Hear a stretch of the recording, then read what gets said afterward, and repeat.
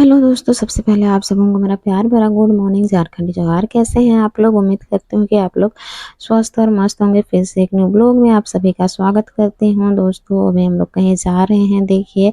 और एमी मेरी गाड़ी में बैठते ही ये सो जाती है, तो ये सो गई है और हम लोग तीनों ही जा रहे हैं। फिर आप लोग बोलिएगा अयान को हमेशा छोड़ के जाते हैं। अयान स्कूल गया हुआ है, तो फिर उसको छोड़ के जा रहे हैं और उसका छुट्टी होने तक हम लोग वापस आ जाएंगे। तो फिर हम लोग जा रहे हैं बैंक के काम में। मैं आज हस्बैंड जी को बोली कि आज का काम तुम छुट्टी करो, क्योंकि मैं अकेले जा रही हूँ, मेरा काम हो नहीं रहा है और एमी के साथ में मुश्किल होता है मुझे अपना काम करवाने के लिए। तो फिर इसीलिए हस्बैंड जी भी साथ में जा रहे हैं। आज आज मेरा तीसरा दिन है बैंक आने का। देखिए बैंक हम लोग पहुँच गए हैं, आ गए हैं। और यहाँ का भीड़ देख के फिर चक्कर आने लगा है मुझे, क्योंकि यहाँ का भीड़ देख के तो मैं परेशान। तो सीढ़ी में देखिए इतना भीड़ लगा हुआ है, अभी गेट खुला नहीं है और सीढ़ी में नीचे तक लाइन लगे हुए हैं। तो हम लोग को भी लाइन लगाना पड़ेगा भाई जल्दी से, नहीं तो फिर आज भी पता नहीं हम लोग का काम होता है नहीं होता है। गेट खुला नहीं है लेकिन लाइन लगाना स्टार्ट हो गया है।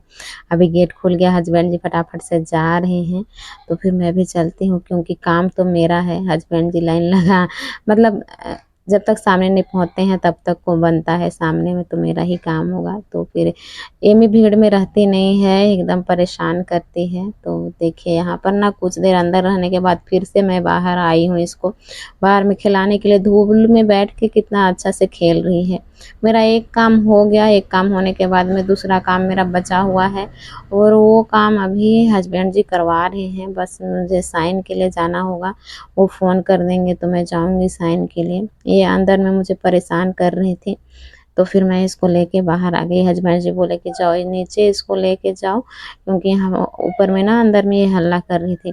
जब लाइन कट जाता है और आता है ना, तो फिर इतना ज़ोर से चिल्लाती है, वाओ ऐसे करके चिल्लाती है, बहुत सुंदर सुनाई देता है। फिर सब इसी को ताकने लगते हैं।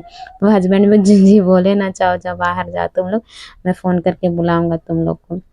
और ये काम ना जैसे बैंक का काम हुआ, हॉस्पिटल का काम हुआ, ब्लॉक का काम हुआ, कहीं पर भी जाओ लाइन तो भाई लगाना पड़ेगा। जल्दी गए तो सामने लाइन लगना होगा, पीछे गए तो फिर लंबा लाइन लग के कब अपना पारी आएगा पता नहीं। पारी का इंतज़ार करते करते थक ही जाएंगे। ऐसे होता है सरकारी काम, चाहे प्राइवेट भी काम हो। प्राइवेट में भी हॉस्पिटल वगैरह में इस तरह से ही लाइन लगाना पड़ता है।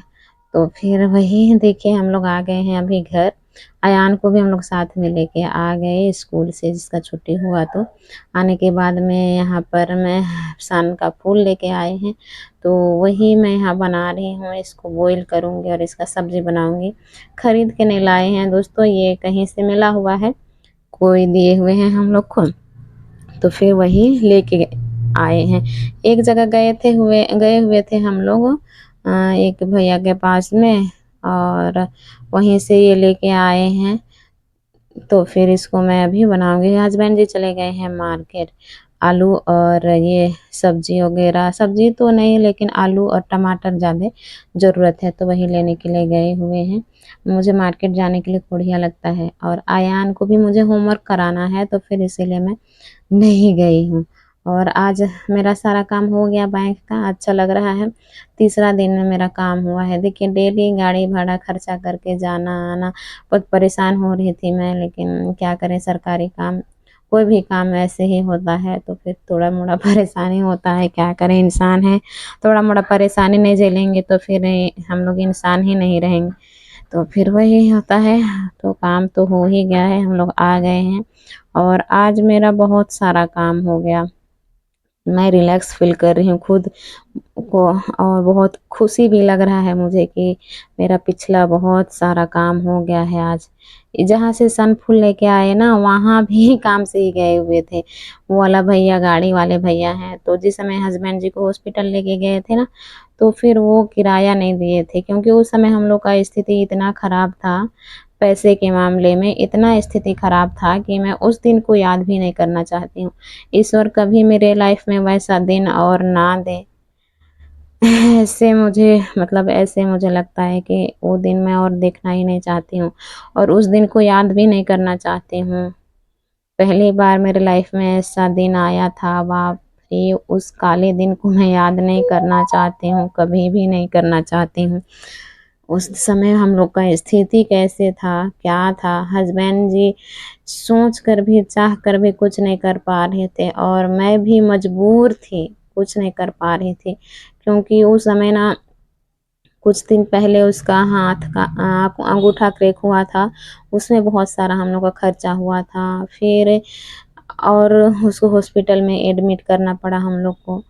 तो फिर ऐसी स्थिति थी तो बहुत परेशान थे हम लोग और इतना परेशान हो गई थी ना मैं, इतना परेशान हो गए थे कि मैं क्या ही बताऊँ। हस्बैंड जी कभी-कभी ना एकदम अजीब ऐसे बात करते थे कि क्या ही बोलूँ मैं आप लोगों को, बताने के लायक नहीं है, क्या बताऊँ। और हम लोग एकदम चुपचाप पड़े हुए थे, किसी को कुछ बोल पा रहे थे, ना कुछ कर पा रहे थे।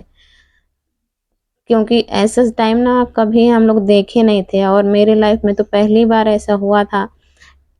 कभी मैं किसी को कुछ बोली नहीं हूँ, कुछ की नहीं हूँ और ऐसे समय आ गया कि मैं इतना परेशान हो गई थी, इतना परेशान हो गई थी कि मैं आज तक किसी के पास खुल के मैं ये चीज़ मैं बताई नहीं हूँ, ना हस्बैंड जी बताए हैं, ना मैं बताई हूँ। किसी को खोल के हम लोग ये बात अभी तक नहीं बताए हैं क्योंकि उस सदमे से ना हम लोग निकल ही नहीं पाए हैं अभी तक से। उस दिन को मैं याद करती हूँ तो अपने से मेरे आँखों में आँसू आ जाते हैं और जब तक मैं पूरी तरह से उसको नहीं भूल जाऊँगी तो मैं किसी के साथ उसके बारे में बात भी नहीं कर पाऊँगी। ऐसी स्थिति था उस समय हम लोग का। तो ख़ैर अभी हस्बैंड जी ईश्वर की दया से ठीक हो गए हैं और काम शुरू कर दिए हैं, तो फिर बढ़िया है, ईश्वर को धन्यवाद हो कि ऐसे ही हमारा परिवार हँसता खेलता रहे, खुशी से रहे। ईश्वर से यही दुआ है।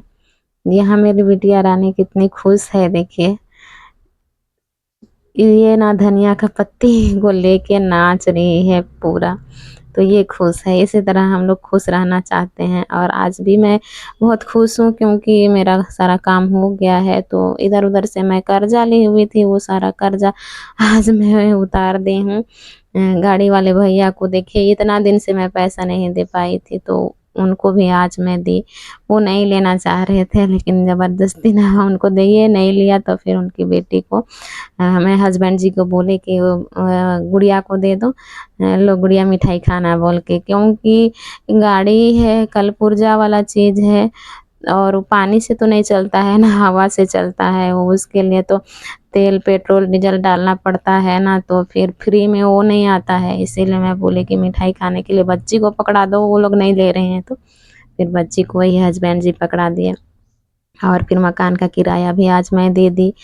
वो इसीलिए भी मुझे हल्का लग रहा है, मतलब सिर में मेरा ना ऐसे लग रहा था कि सिर के ऊपर बहुत भारी बोझ लगा हुआ है और वो बोझ मेरा कब उतरेगा, क्योंकि इधर-उधर से थोड़ा-थोड़ा किसी का ये रहता है तो फिर अजीब-सा फ़ील होता है, कब किसका मतलब दे पाएँगे।